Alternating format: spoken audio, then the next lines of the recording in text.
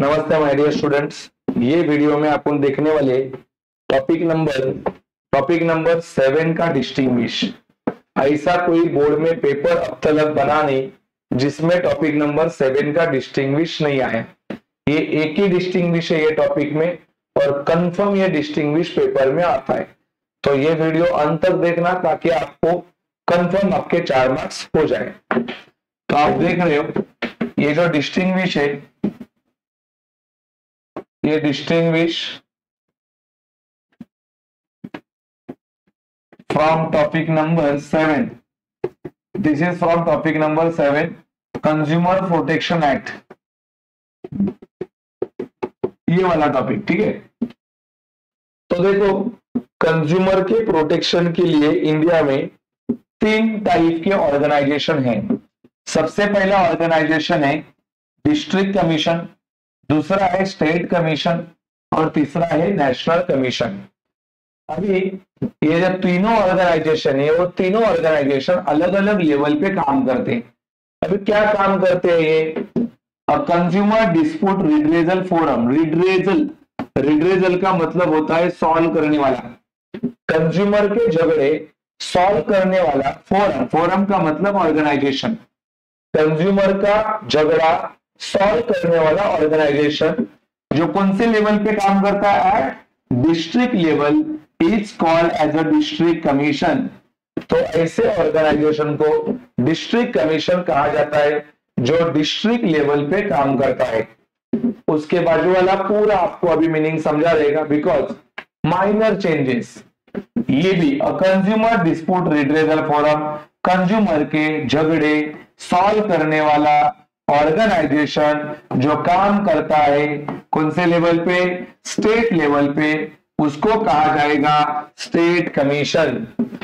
बस। और ये नेशनल कंज्यूमर के झगड़े सॉल्व करने वाला ऑर्गेनाइजेशन जो काम करता है नेशनल लेवल पे, इसको कहा जाता है नेशनल कमीशन। एस्टैब्लिश बाय, देखो ये आपको शॉर्ट फॉर्म में लिख के दिया, आपको फुल सेंटेंस में लिखने का है।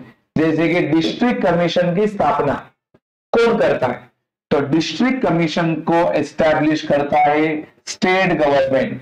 तो आपको ये फुल सेंटेंस में लिखना है क्या? District commission is establish by state government या state government establish district commission. उसके बाद में ये जो तुम्हारा स्टेट कमीशन है इसको भी कौन एस्टैब्लिश करता है? State government. और नेशनल कमीशन को कौन एस्टैब्लिश करता है? Central government. तो ये जो इंडिया के गवर्नमेंट है हर एक राज्य में डिस्ट्रिक्ट कमीशन चालू करने का काम वो राज्य सरकार करता है, स्टेट कमीशन चालू करने का काम भी वहां का राज्य सरकार करता है और नेशनल कमीशन स्टार्ट करने का काम वहां का सेंट्रल गवर्नमेंट करता है। उसके अगला पॉइंट कंपोजिशन। कंपोजिशन का मतलब मेंबर्स। कंपोजिशन का मतलब होता है मेंबर्स। यहाँ पे कितने मेंबर्स काम करते, यहाँ पे कितने मेंबर्स होते और यहाँ पे कितने मेंबर्स होते। तो ये जो डिस्ट्रिक्ट कमीशन है उसके अंदर एक प्रेसिडेंट रहता है, प्रेसिडेंट मतलब अध्यक्ष, और दूसरा प्रेसिडेंट के अलावा एटलीस्ट कम से कम कितने मेंबर्स होते हैं? 2, कम से कम 2 मेंबर्स। इसमें एक प्रेसिडेंट होता है और कम से कम 4 मेंबर्स होते हैं। एक प्रेसिडेंट अध्यक्ष होता है और कम से कम 4 मेंबर्स होते हैं। तो आप लिख सकते हो क्या? State commission include 1 president and at least 2 members. State commission include 1 president and at least 4 members and national commission include 1 president and at least 4 members। उसके बाद में अपन देख रहे ये सारे मेंबर्स का क्वालिफिकेशन कितना होना चाहिए।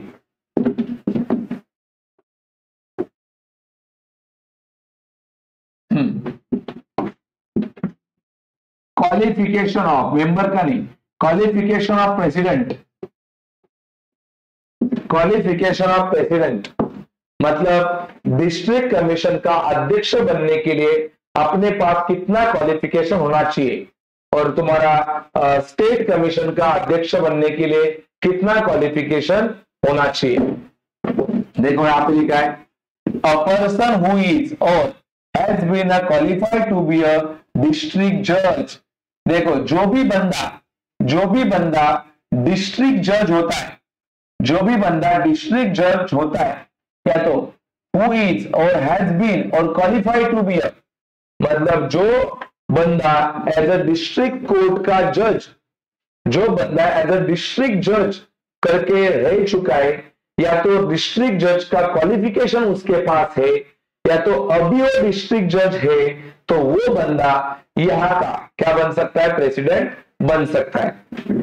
यहाँ पे अ person who is or has been a जज of high court. High court, अगर कोई भी बंदा क्या है, हाई कोर्ट का जज है, या तो हाई कोर्ट का जज रह चुका है, वो बंदा प्रेसिडेंट बन सकता है। कहां पे, स्टेट कमीशन में। Appointed in a consultation with the chief justice high court, मतलब इसका अपॉइंटमेंट हाई कोर्ट के चीफ जस्टिस के कंसल्टेशन से होता है। A person who is or has been a जज ऑफ सुप्रीम कोर्ट, जो भी बंदा सुप्रीम कोर्ट का जज होता है या तो जज रह चुका है, उसको आप लोग एज अ प्रेसिडेंट के रूप में यहाँ पे अपॉइंट कर सकते हो। मेंबरशिप टेन्योर, टेन्योर का मतलब होता है टाइम। जो भी मेंबर्स है यहाँ के तीनों जगह के, उनका रिटायर होने का टाइम कितना रहता है, मतलब कितना टाइम के लिए वो यहाँ के ऑर्गेनाइजेशन के मेंबर रह सकते हैं। तो यहाँ पे लिखा है, यहाँ पे जो मेंबर्स रहते हैं डिस्ट्रिक्ट में, डिस्ट्रिक्ट कमीशन में जो मेंबर रहते हैं, वो ज्यादा से ज्यादा कितना साल के लिए काम कर सकते हैं, 5 साल, या तो उम्र के 65 इयर्स तक, विच एवर इज अर्लियर। जैसे कि मान लो उसका उम्र 65 ईयर हो गया और उसको काम करते हुए साल हो गए खाली 2 ही, तो भी वो बंदे को रिटायर होना पड़ेगा, क्योंकि अगर 5 साल जल्दी हो गए तो पहले रिटायर होना पड़ेगा। जैसे कि मान लो उसका उम्र अभी है 60 और 5 साल हो गया, 55 में वो ज्वाइन हुआ था, 5 साल हो गया, तो अभी वो 65 होने तक रुकेगा नहीं, बिकॉज अगर पहले 65 उसका उम्र हो गया तो पहले ही रिटायर होना पड़ता है, या तो उसको 5 साल कंप्लीट हो गए तो रिटायर होना पड़ता है। मतलब दोनों में से जो पहले होगा वैसा उसको रिटायर होना पड़ता है। मान लो जॉब पे ही लग गया 62 उम्र में, तो सबसे पहले 65 ईयर उसका उम्र हो जाएगा, तो 5 साल रुकने की जरूरत नहीं और रिटायर हो जाएगा।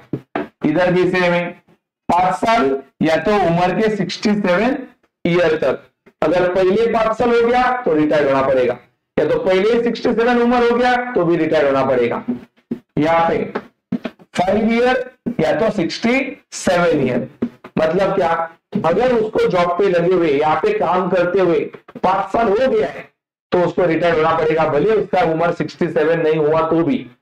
अगर पहले 67 उसका उम्र हो गया लेकिन अब तक उसको 5 साल हुए नहीं है तो भी उसको रिटायर होना पड़ेगा, क्योंकि दोनों में से कोई भी एक कंडीशन जो पहले होगा वैसे उसको रिटायरमेंट लेना पड़ता है। ये जो 67 है दैट इज फॉर मेंबर्स, और ये जो 70 है दैट इज फॉर प्रेसिडेंट। उसके बाद में अभी आप हम देखते हैं क्वालिफिकेशन ऑफ मेंबर्स। ये जो क्वालिफिकेशन था दैट इज फॉर प्रेसिडेंट, और ये जो क्वालिफिकेशन है दैट इज फॉर मेंबर्स। अभी मेंबर के यहाँ पे कंबाइंड क्वालिफिकेशन लिखा है, बिकॉज तीनों के लिए क्वालिफिकेशन कैसा है, सेम है। देखो पहला क्वालिफिकेशन, ये जो मेंबर बनना चाहता है उसका उम्र 35 ईयर होना चाहिए, उसने बैचलर डिग्री लेना चाहिए कहां से, रिकॉग्नाइज यूनिवर्सिटी से। उसके बाद में उसके पास नॉलेज होना चाहिए और 10 ईयर का एक्सपीरियंस होना चाहिए डीलिंग विथ, कौन सा एक्सपीरियंस होना चाहिए या कौन सा नॉलेज होना चाहिए, dealing with problem related to, कौन से प्रॉब्लम सॉल्व करने का नॉलेज और एक्सपीरियंस होना चाहिए, economics, law, commerce, accountancy, industries, public affairs and administration. तो ये सारी चीजों का उसके पास नॉलेज और एक्सपीरियंस होना चाहिए, और उसका उम्र 35 ईयर होना चाहिए, और उसने रिकॉग्नाइज यूनिवर्सिटी से डिग्री करना चाहिए। तो ही जाके वो बंदा क्या बन सकता है, मेंबर बन सकता है, ये तीनों जगह पे। उसके अलावा एरिया, बोलो, ये जो तुम्हारा डिस्ट्रिक्ट कमीशन है ये कौन सा एरिया कवर करता है? ऑब्वियसली डिस्ट्रिक्ट कमीशन है मतलब पर्टिकुलर डिस्ट्रिक्ट ही कवर करेगा।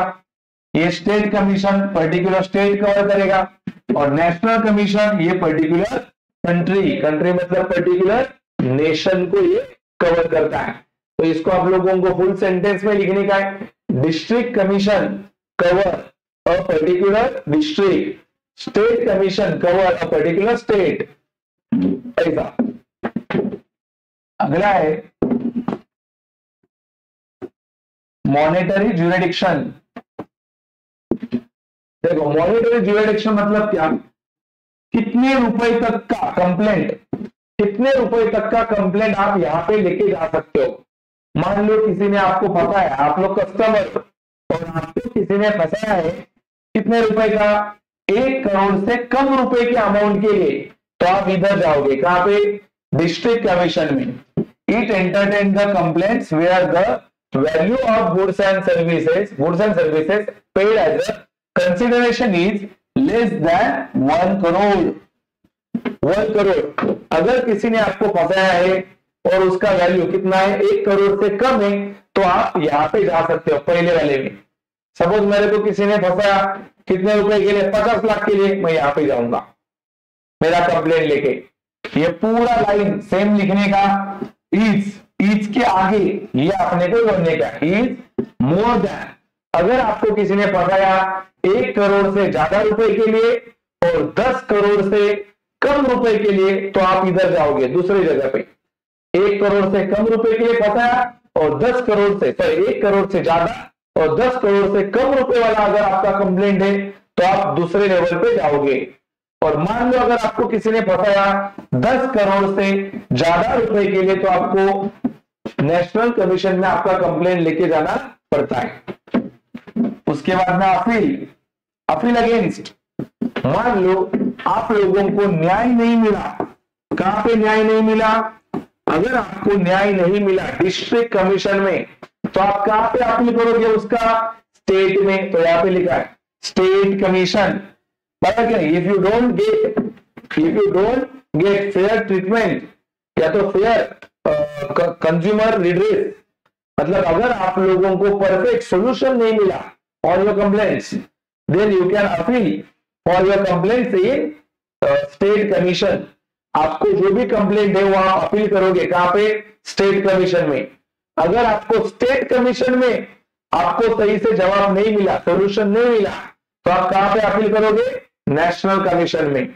और नेशनल कमीशन में अगर आपको नहीं मिला न्याय, तो आपके पास फिर आखिरी ऑप्शन इंडिया में कहां पे जाना पड़ता है, सुप्रीम कोर्ट में। तो आपको पता चला कहां पे न्याय नहीं मिला तो किधर जाना पड़ता है, यहाँ पे न्याय नहीं मिला तो स्टेट में जाएंगे, यहाँ पे नहीं मिला तो नेशनल में, और यहाँ पे नहीं मिला तो सुप्रीम कोर्ट में।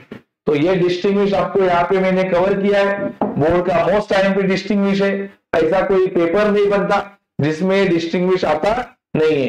ये डिस्टिंग्विश का परफेक्ट तैयारी करो, क्योंकि इससे आपको पूरे 4 मार्क्स मिलने वाले। फिर आपको वीडियो पसंद आएगा तो वीडियो को लाइक करो, शेयर करो, और आप ये चैनल पे नए रहेंगे तो चैनल को कृपया सब्सक्राइब करो।